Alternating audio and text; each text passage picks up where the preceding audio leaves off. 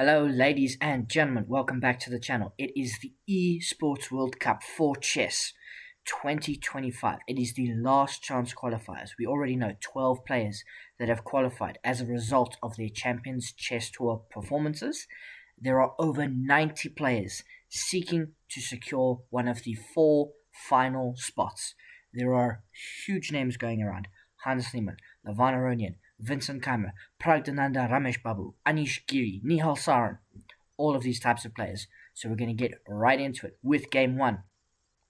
The winner of all 4 of the games that I'm showing you advances to the final 12. So all of these games are must win. Now it is a double elimination. So if a player loses, we might see them again later. This first game, Nihal Sarin has got the white pieces. I'm sorry there's like a little black block under each of their names. I don't want you to see the score and then it gets ruined for you. Anyway, e4, e5, knight f3, knight to c6, and bishop to c4. An Italian game.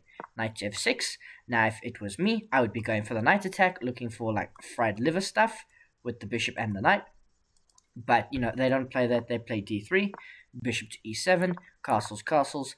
And it really gets spicy because we get knight to c3, not a traditional move in the Italian. And remember, they are playing 10-0.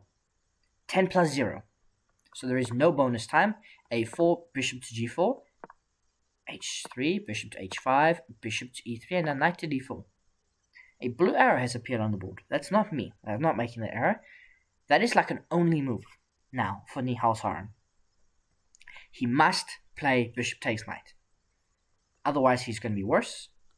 He plays g4 and gets rocked with the blue arrow. Knight takes g4, and not only is it a blue arrow, it's not even a great move. It is a brilliant move.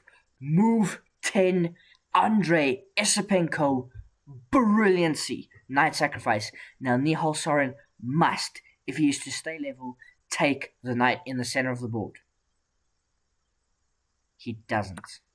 He plays h takes g4, and after bishop takes g4, he is down 90 seconds, and it is minus 1.4.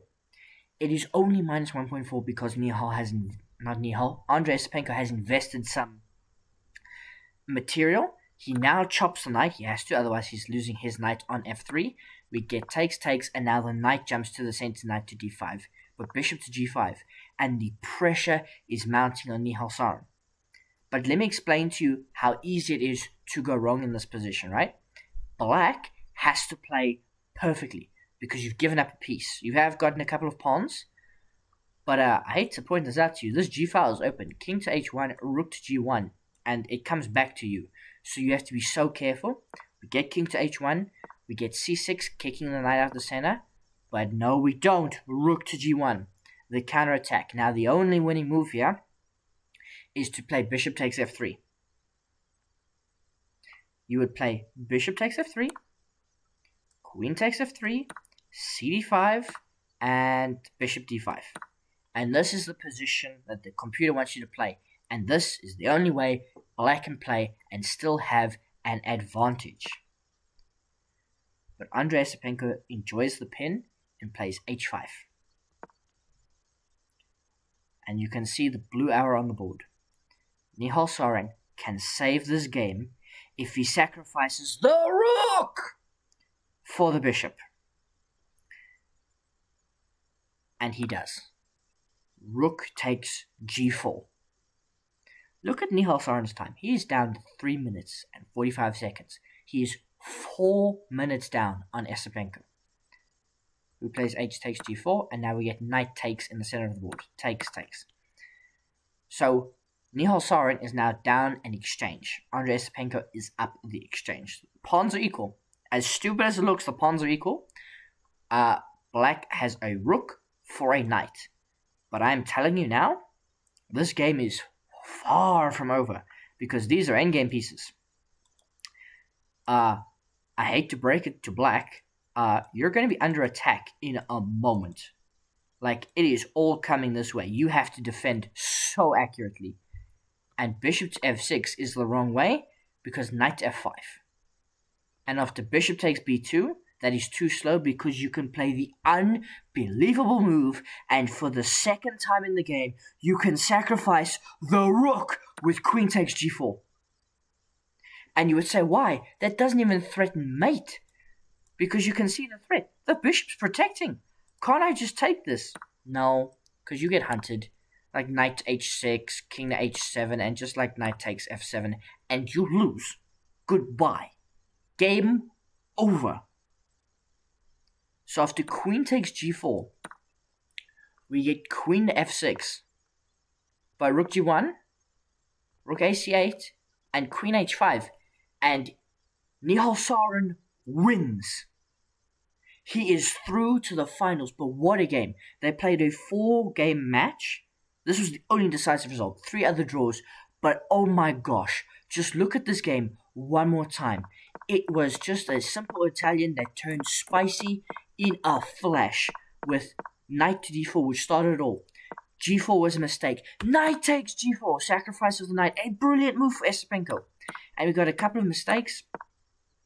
And Esipenko was winning, but it's a tough position. Here he misses the resource that he has to take, and he gets rocked with a knight sacrifice, which wasn't even a rook sacrifice, rather, which wasn't even a brilliant move. And then a few moves later, he got rocked with queen takes g4, another rook sacrifice. Both sides recording brilliancies. This is the first time I've ever seen someone play where both sides got a brilliant move. Like, absolutely incredible game. And now, while I go, we're going to just celebrate Nihal Sarin. The next game I have for you is Hans Niemann versus Javokhir Sindarov. Let me just check. All is okay. Yes, all is okay there. That side. Javokhir Sindarov obviously was in the freestyle chess. He had a interesting tournament. Hans Niemann, we know, lost in the finals in Las Vegas, so he will be looking to qualify here. We got e4, and I don't know what happened here, but e5 took a very long time for black. I don't know if there was an internet connection or Sindarov just wasn't there on time. I didn't see, but 2 minutes 36 seconds, he's down immediately. Oh no, I know why. This is Armageddon. This is an Armageddon game. So, Hans Niemann must win with the white pieces. Javokhir Sindarov just needs a draw or better, and he will win. All 4 of their games, they each won a game, and there were 2 draws. So this is the Armageddon 5th game. Knight to f3, knight to c6, bishop to c4, knight to f6. So an Italian game again with the knight defense. d3, bishop to c5. A little bit different than the previous game. Short castles h6, rook e1, short castles, c3, d6. And Hans Niemann is very good at these Italian positions. He plays the Italian often and will know a lot of plans. And we get this trade. And you can see he's still maintained his time advantage. You know, we're 14 moves into the game. He's only used like 13 seconds. Sindarov is down to 5 minutes and 8 seconds. A full, almost 5-minute time advantage for Hans Niemann. But he's got to turn it into something. He's going to have to take some risk. And that's the thing. The Italian is very quiet. So we get d4. Now knight to g6. Both of these knights are looking to plant on their respective squares. This bishop momentarily is shut out of the game. It can be very useful for black. But white is going to want to know where they can put this bishop, because they struggle to develop it to any of the traditional squares, because you kind of compromise, like, you know, the pawn on e4 sometimes. So we do get bishop to e3. Queen to c6 now targets that e4 pawn, but we play queen to c2. But now b5. b5. So, you know, it's a simple plan. We're going to play b4. So Hans plays rook a1, a4, a3, queen b7, and now takes. And we clarify in the center. We trade off bishops, but we're just trading pieces. Hans Niemann 4-minute time advantage. Where is the attack? He's got to generate something. This position is so symmetrical.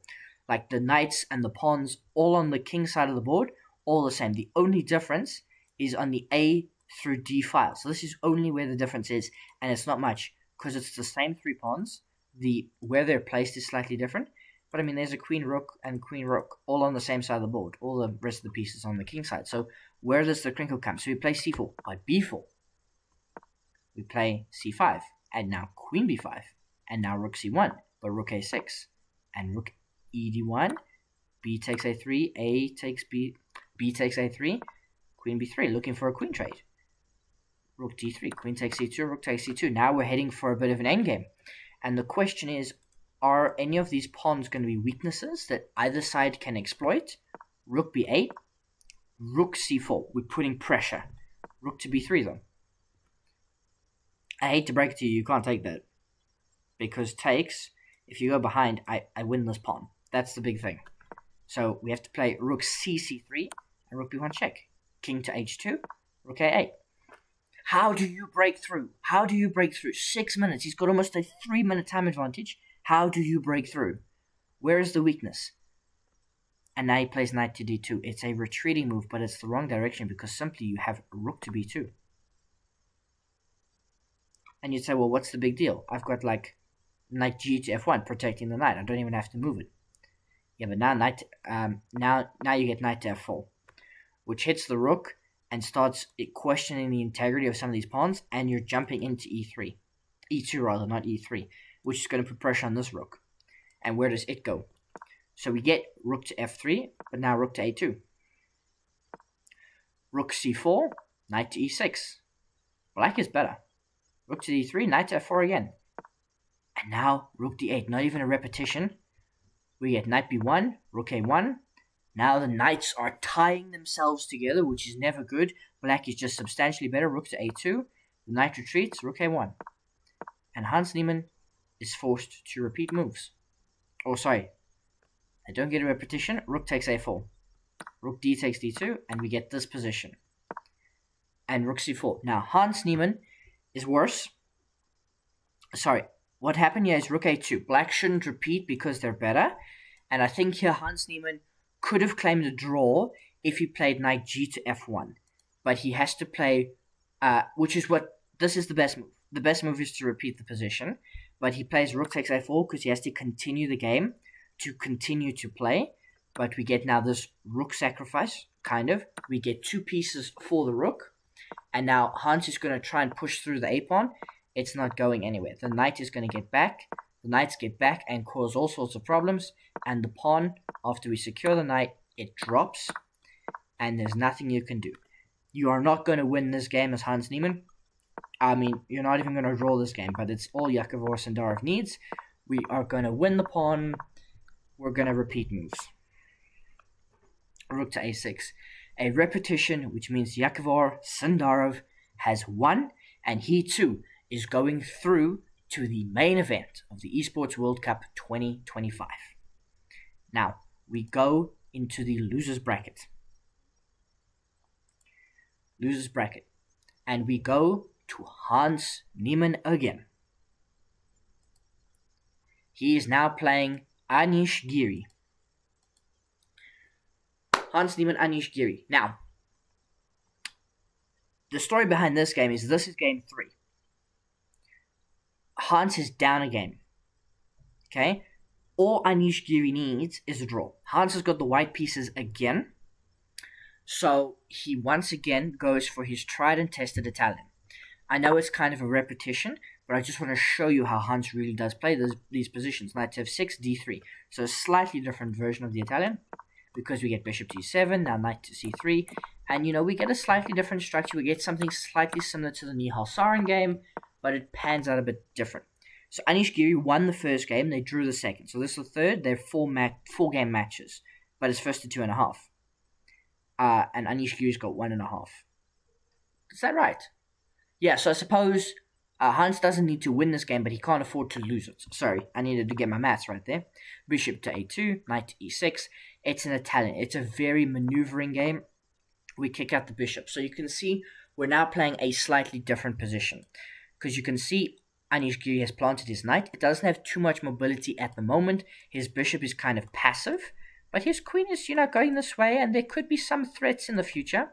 But the onus is really on Hans. How is he going to proceed? So we play d4, which is what you have to play. And now e takes d4 from Anish Giri. And Hans is better if he takes with the knight, which he does do. And we get this trade. Now c takes d4 is given a question mark because strangely enough the computer wants you to play queen takes d4. It thinks this is better. I don't know why. it doesn't make sense to me, but it's just a computer move. So we get c takes d4, which makes the most sense, and now h6. And now Hans is completely winning if he plays f4,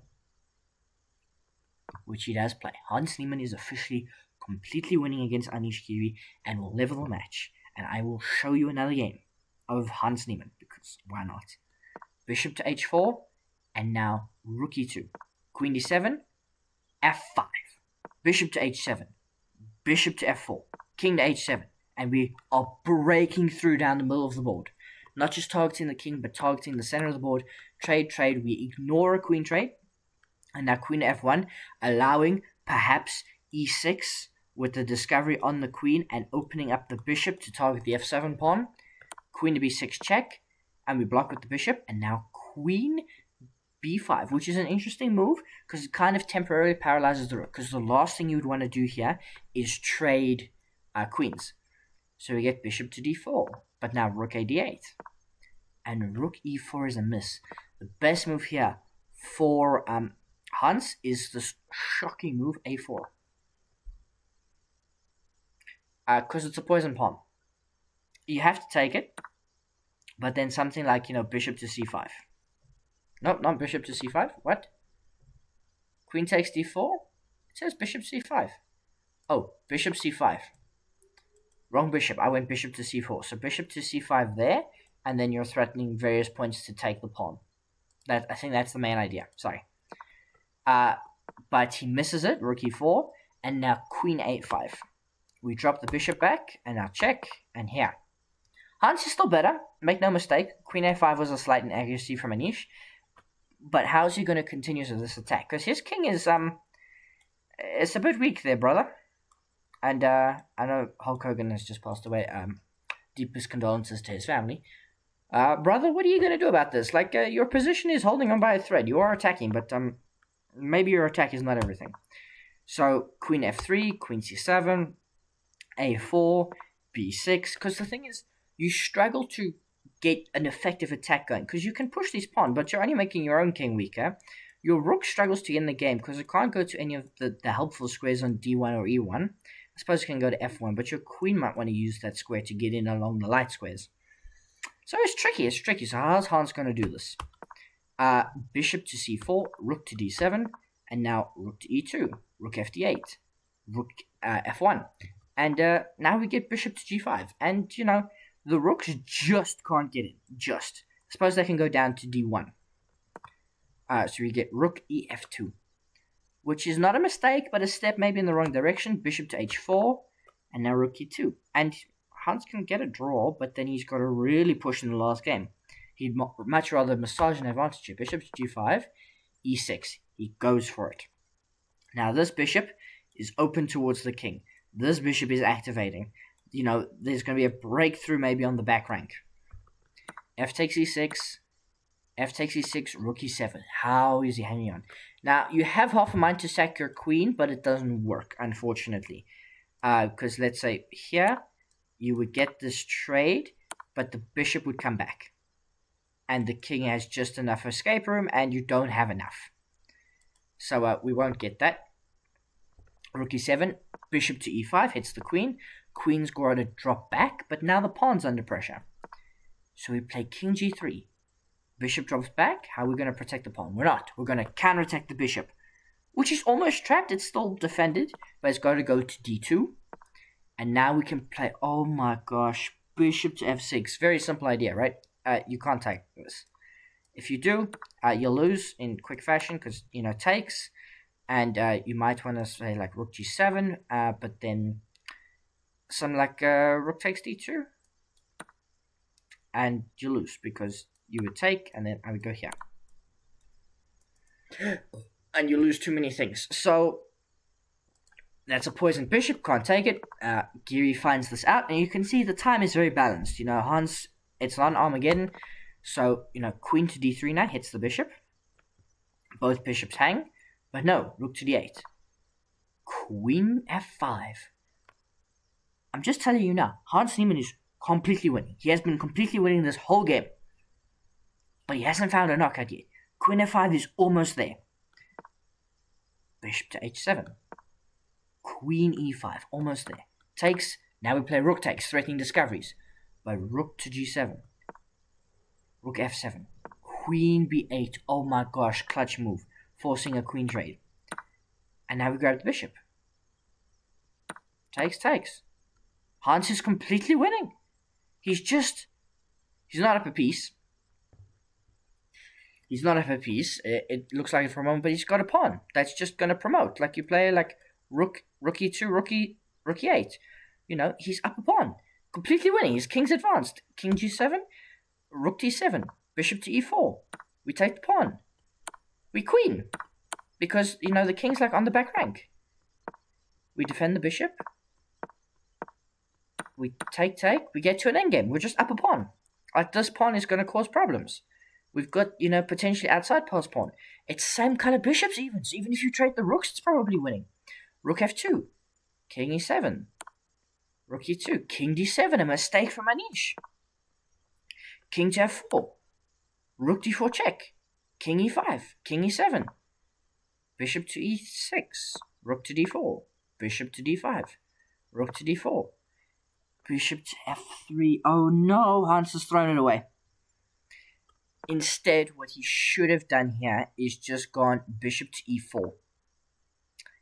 Looking for a trade of bishops, because probably that's winning, because the bishop is really blockading the pawn, and trading bishops here is over. Because you go here, and then, you know, something like b4, even if you try and push, is too much. You're going to get two passed pawns. You go for this one. I take this one. Yeah, no, this is a draw. So you got to be careful how you do this. But bishop to f3 is a mistake, because there is now a holding move for Anish Giri, and that is bishop to f7. But he doesn't find it. He plays king to f7. But now we get rook to h2. Rook to d3. Bishop to d5 check. King slides over. Bishop to c4. Kicks out the rook. Now the king slides over. Now you can take that pawn. I'm going for your b and c pawn. Take. King c7. Bishop to e4. Takes. And, oh my gosh, Hans Niemann sacrifices the rook, because this is completely winning. Completely winning. King d6, rook g6. Rook g7. Check. King b8. Rook h7. a7. It's promoting. The pawn is promoting. You've run out of checks. And here rook h6 was played. And Hans Niemann flagged. I don't know if you've been keeping track of the time. Hans Niemann lost on time in this position. Completely winning. Yeah, Anish Giri had 2 seconds left. That's probably why they were close to repetition a few times, just trying to make quick moves. Hans Niemann was completely winning. He lost on time. So Anish Giri progresses, and Hans Niemann is now completely out of the running. And our final matchup. Levon Aronian versus our loser from the first game of this video, Andrei Esipenko. Esipenko's got the white pieces. Levon has got the black pieces, and this is Armageddon. This is Armageddon. So all Levon needs is a draw. We get d4 now, the first d4 of the game, of the video, and we get a Queen's Gambit declined, an exchange variation of the Queen's Gambit, bishop to g5, bishop to b4, e3, h6, and these guys just spat off a bunch of theory, and we get h5, which I know it's given a, you know, great move. It's theory. So now we get h4, knight to e4 gets played, knight to e2, knight takes g3, knight takes g3, we take. This is all theory. Like, maybe Levon was thinking a bit, but like these guys haven't spent any time really thinking about all of this. You know, queen to g5, and now bishop to e2, no. And that was played after some thought. That was played after, what, 34 seconds of thought? It's not the right move. The correct move in this position is probably to play queen a4 check. And then let's say knight to c6. You can play knight to f4. And this is how you would kind of proceed in this position. That's what the engine prefers. But we get bishop to e2 and now c6. Knight to f4 does get played. We don't lose the knight, but knight to d7. And Levon is in the game. Bishop to f3, knight to b6. And this knight's coming in, and you can't stop it. You might have to go back, but you can't stop the knight because, b3, you lose your knight. And you definitely do not want to self-pin. So yeah, queen to b3, bishop to d6. Now we're threatening to damage the structure. We play knight c to e2 and bishop to g4. Oh my word, it's a mistake. And Levon is down on time. You may have noticed, he had 7 minutes 45 seconds or so. So he has played this whole Armageddon game, and he's actually got it to within about a minute. So he's used his time very nicely. Bishop takes g4, queen takes g4, a4, short castles, a5, knight to c4, and a6. Esipenko is breaking through. Rook to d7. It's not a great move, but it's just about holding on. Queen to c3, king b8, b3 kicks out the knight, drops it back, and now we take. A takes b7. Now, it looks good, because the pawn's close, but it's kind of an umbrella pawn at the moment. So, rook to h6 comes through, and now we can target the white king. So, king to f1, queen to f5, rook h3, no castling. We're just moving the rooks. Queen to e4, we already knew there was no castling when he moved his king to f1. And now, Esipenko's got only one move that gives him any sizable advantage. And that move is, as you can see on the screen, to play g4. You need nerves of steel to do that. I'm not gonna lie. He doesn't. He plays knight to d3, which is fine. It's still +1. Because in all that madness, he is up a pawn, although it's on b7. Rook takes b7 now.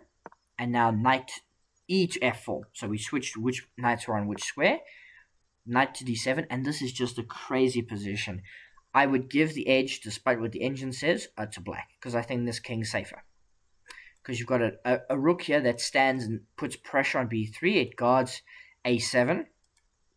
This rook is about to get in the game. This bishop eyes the knight, so it can be taken at any moment. And you're going to get this knight in. I think these pieces for white are a bit clunky. But white does have advantage, according to the engine. Rook c1. So there is a way for white to play. And that's it. Going to be targeting the weakness. Because this pawn's a weakness. There's not much you can do about it. So we just play rook to b6. Half defended. Now b4. And queen e8 is not the right direction because you could... Oh. You can see what the engine wants. It wants b5. Because if you take... It's very simple. Knight takes d5. Wins just about on the spot. You hit the rook. You hit the square. It's going to be game over. The knight's going to get in. The knight's going to get in. The queen's going to get in. The rook somehow might actually get in the end. Yes, so after queen e8, but knight to e2 is another miss, according to the engine. So Esipenko not maybe taking his chances as best he can, and he's still only up a minute. Knight to f6, now the knight's activating. We do get knight to c5, which is a good use for that square. Knight to e4, and we don't force the knights off the board. The queen just drops back to c2 after it was hit. And now the boldest move, king to a8, which you kind of have to play. You have to get the king out of dodge. Rook b1, f5. The only pawn you have left, really, that you can push from Levon Aronian, f5. Knight to d3, knight to g5. Hits the rook. Rook's kind of trapped. It's got to go backwards to h1. And now h3.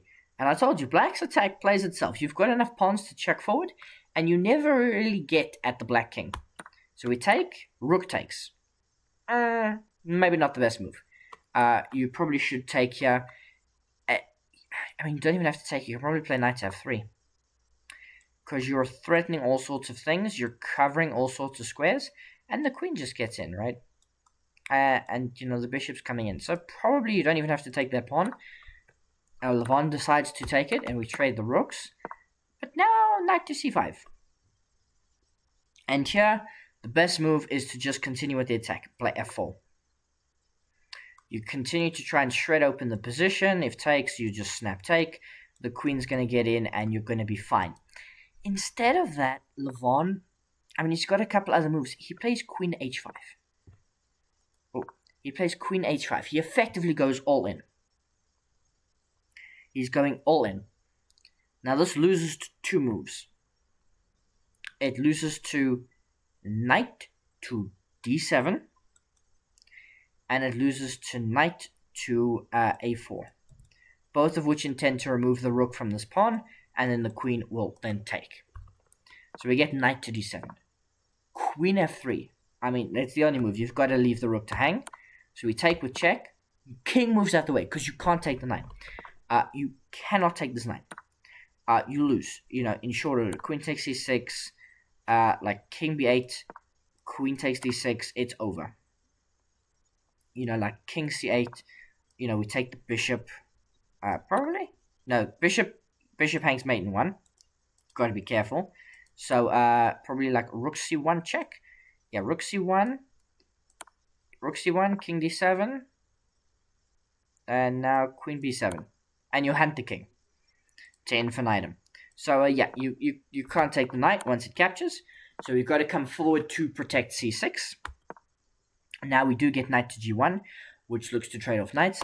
But queen h1, which is probably the most savage continuing the attack move. White is still completely winning. But this is the most savage, I'm going to continue the attack because you cannot afford to trade pieces. But, king e2, and you might be okay. No, you're not. It looks like you're okay, but it's an illusion. Because knight takes g1. And I got bad news for you. It's over. Because you might say, but what about king d2? Now I can take the knight. The king sneaks up to take the knight. And I got 2 pieces for the rook. And I am hunting your king. And at any point, I can have a discovery here and win your rook. It's defended right now, but, at any point. So we play b5 because we have to continue the attack. C takes b5. Cold. Now only one move for Esipenko to try and hold on. He doesn't find it. And now Levon finds queen f3, and he takes. And Levon Aronian finishes this game in style. He sacks the queen h2, and mates Esipenko. And Levon Aronian secures the final spot in the Esports World Cup from the Last Chance Qualifiers. So we have Nihal Sarin, we have Anish Giri, we have Levon Aronian, and we have not Hans Niemann, not Andrei Esipenko, but we do have, oh my gosh, the name has escaped me. We have Levon Aronian, Anish Giri,